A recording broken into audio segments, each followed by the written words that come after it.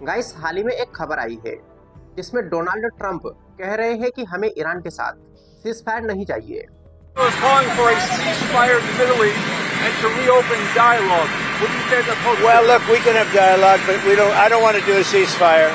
You know, you don't do a ceasefire when you're literally obliterating the other side.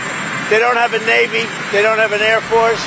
They don't have any equipment they don't have any spotters. They don't have anti-aircraft. They don't have radar, and their leaders have all been killed at every level. We're not looking to do that. और हम अपने mission के बहुत करीब है। हमें हमारा mission complete होता दिखाई दे रहा है और इसलिए हम इस युद्ध को अभी विराम नहीं देंगे। हाँ, धीरे धीरे एक्शंस कम कर देंगे।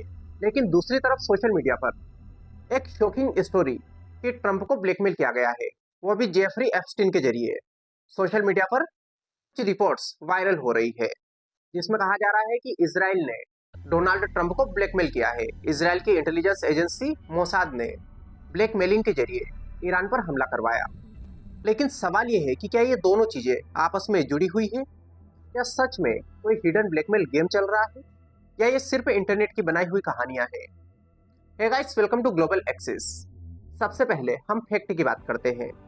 तो आज की रिपोर्ट ये है कि डोनाल्ड ट्रंप ने रिपोर्टर्स से कहा कि हमें सीज फायर ईरान के साथ नहीं चाहिए क्योंकि यूएस अपने ऑब्जेक्टिव्स के करीब है और फ्यूचर में मिलिट्री एक्शंस कम करने की ट्रंप के द्वारा बात कही गई। इसका मतलब सिंपल है कि ट्रंप ने कहा कि अभी हम रुकेंगे नहीं, पहले मिशन पूरा करेंगे, फिर खुद धीरे धीरे रुक जाएंगे। तो असली सवाल ये बनता है कि आखिर अमेरिका चाहता क्या है ईरान से।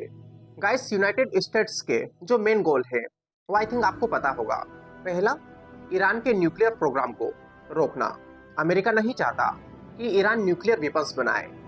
और दूसरा, अमेरिका ईरान की मिसाइल पावर को कम करना चाहता है। अमेरिका ईरान की अटैक कैपेबिलिटीज रिड्यूस करना चाहता है। और यहीं पर फिर एक और नाम आता है, स्टेट ऑफ हॉर्मुज, जहां से दुनिया का लगभग 20% तेल होकर गुजरता है। अमेरिका इसको सेफ रखना चाहता है। अमेरिका चाहता है कि ईरान मिडिल ईस्ट में ज्यादा पावरफुल ना बने।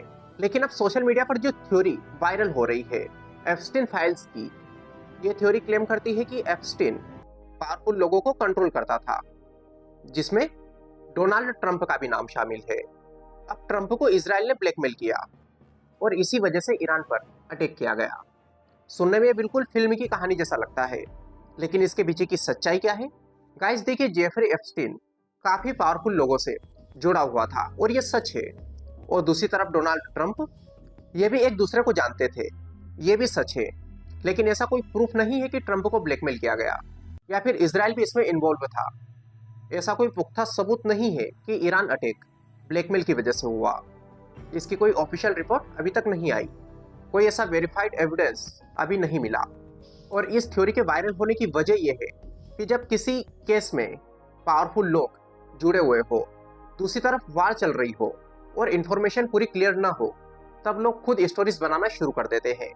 और honestly, blackmail plus secret files plus war, ये कॉम्बिनेशन पहले से ही वायरल होने के लिए परफेक्ट है। अब यहाँ पर आप असली जियोपॉलिटिक्स समझो। देखिए, मिडिल ईस्ट यानी कि ऑयल पावर, और इसीलिए यूएस अपनी पोजीशंस यहाँ पर मेंटेन करना चाहता है। वो डॉलर सिस्टम को स्ट्रॉन्ग करना चाहता है और दूसरी तरफ अमेरिका को इजराइल को भी प्रोटेक्ट करना है। ये सब रियल रीजंस है जो डॉक्यूमेंट्स, हिस्ट्री और पॉलिटिक्स में दिखते हैं।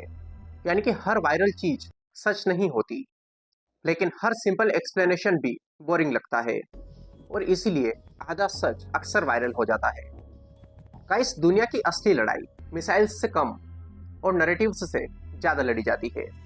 फिर इसके बारे में आप क्या सोचते हैं? अपने विचार कमेंट बॉक्स में बताइए। वीडियो पसंद आए तो लाइक करिए, चैनल पर नए हो चैनल को सब्सक्राइब कर लीजिए। Wish you all the very best. Thank you so much.